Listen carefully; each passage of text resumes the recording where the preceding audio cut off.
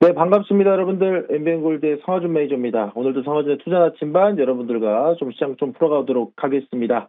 자, 일단 오늘 금요일장입니다. 아무래도 시장에 기대하고 계셨던 분들 입장에서는 역시 금요일은 금요일이구나라는 생각이 들 정도로 좀 하방 압력을 좀 계속 받아가는 시장의 분위기가 이어지고 있는 상황입니다.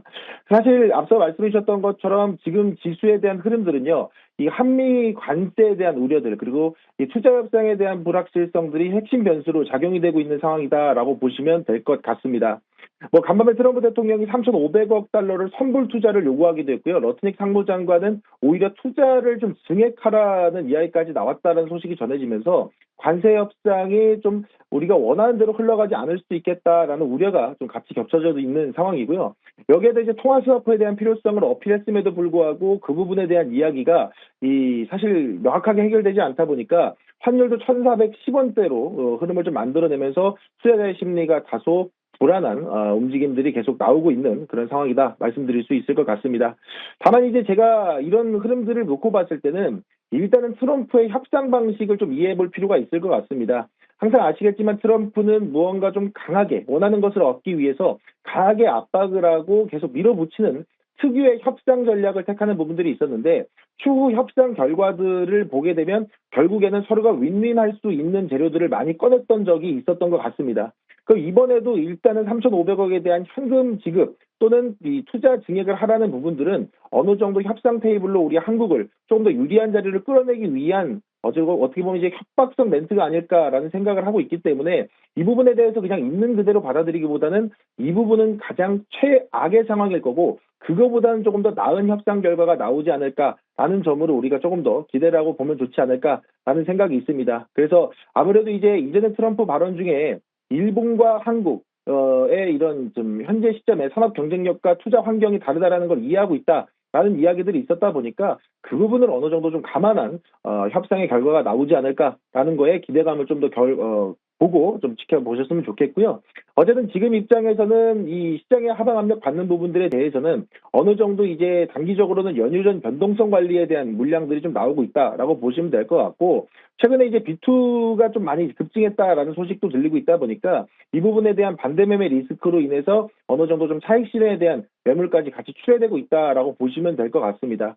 그 지금 단기적으로는 어쨌든 이 관세 협상에 대한 부분 난항 그리고 이제 통화 스와프에 대한 필요성 강조했으나 그 부분이 좀 지켜지지 않는 부분들 그러면서 환율이 급증한 부분들은 단기적으로 시장에 대한 영향은 줄 수 있으나 중장기적으로 본다라 그러면 충분히 협상 결과 우리에게도 유리한 자리를 선점할 수 있지 않을까 하는 기대감도 놓쳐서는 안 된다 말씀드리도록 하겠습니다.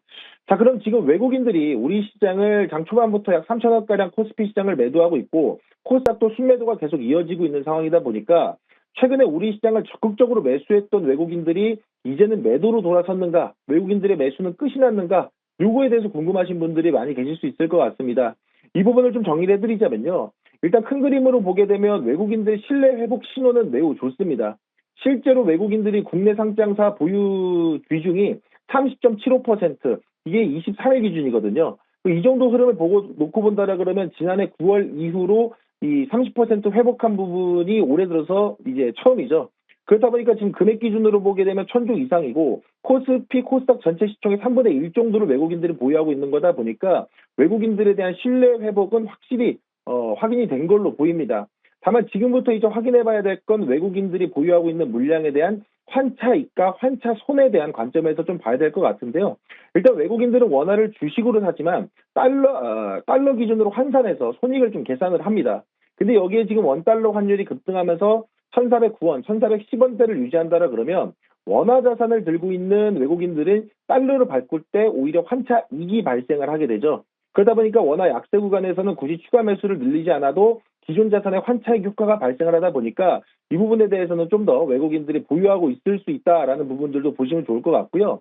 반대로 원화 강세로 이어지게 된다라 그러면 환차익이 줄어들기는 하지만 원화 자산의 매력도가 커지기 때문에 외국인들이 유지하고 있는 보유 비중에 대한 이 자금이 다시 한번 좀 재평가될 수 있다라는 부분들 그러면서 다시 한번 적극적으로 외국인들의 자금이 유입될 수 있다라는 점에 포커스를 좀 더 맞춰주시면 좋을 것 같습니다. 그래서 단순히 지금 시장에서는 외국인들이 환율에 의한 환차익과 환차손에 대한 일부 단기 물량 조정이라고 생각을 하시면 될 것 같고 이 부분들이 중기적으로 중장기적으로 이 실내 이탈로 이어지는 구간은 아니라는 점도 여러분들이 한번 고려해서 시장을 보시면 좋을 것 같다 말씀드리도록 하겠습니다. 다만 이제 우리나라 시장이 여전히 이 추석 연휴를 앞두고 있다 보니까 아마 이제 외국인들과 기관들, 특히나 이제 개인들도 시장에 참여하는 시간이 좀 많이 줄어들게 될 거고요. 그러면서 이제 추석 연휴를 앞두고 좀 현금이 필요하신 분들의 이 차익 매물이 나올 수 있다라는 점, 이 부분은 여러분들이 좀 유념하실 필요가 있는데, 저는 오히려 이거를 좀 더 정리해 드리자면 오히려 지금은 흔들림 속에서 기회를 찾아나가는 시장이지 않을까라는 점도 같이 말씀드리고 싶습니다. 그래서 단기적으로 외국인들의 물량이 조금 빠지고 개인들의 투자 심리가 좀 위축된다 하더라도 저는 추석 연휴 전에 적극적으로 추석 이후에 시장을 주도할 수 있는 종목들을 여러분들이 적극적으로 좀 더 대응하셔도 좋은 구간은 아닐까라는 생각도 함께 전해드리도록 하겠습니다. 자, 그럼 이런 시장 속에서 여러분들이 좀 주목해 보셔야 되는 종목들, 그리고 리뷰 종목들 좀 먼저 풀어드리도록 할 텐데요. 오늘 리뷰해드릴 종목, 어제도 말씀드렸습니다만은 APR에 대한 이야기들을 한 번 더 풀어드려야 될 것 같습니다. 사실 저는 추석 이후에 시장을 주도할 수 있는 업종을 하나 꼽아봐라라고 하면 저는 KBT, 화장품을 빼놓을 수 없다라고 좀 생각을 하고 있는 상황인데요. 화장품 기업들이 최근에 시장에서 투자 심리가 많이 위축되었고 시장에서 소외된 부분들은 있습니다만 오히려 지금 이렇게 소외되어 있는 시장 환경을 적극적으로 활용해보자라는 관점에서 한번 지켜보시면 좋을 것 같은데, 지금 APR 같은 경우에도 실적에 대한 부분들은 단연 성장세를 계속 이끌어내고 있는 부분이 있습니다만, 여기에서 또 최근에 공시를 확인해 보니 모건 스탠리 운용사에서 지분 취득했다라는 이야기들, 그리고 이건 또 이 APR에 대한 지분 취득뿐만 아니고 일부 우리나라 KBT의 코스백스라든가 제가 이전에 여러분들께 추천드렸던 달바글로벌의 지분도 사들이고 있는 걸 봤을 때 현재 글로벌 투자 회사들의 KBT에 대한 신뢰도가 상당히 높다라는 점을 감안해 보신다라고 그러면 지금까지 눌려 있었고 소외되어 있었던 화장품주에 대한 랠리가 저는 이 추석 연휴 이후에 좀 더 강하게 반응이 나오지 않을까라는 생각이 있습니다.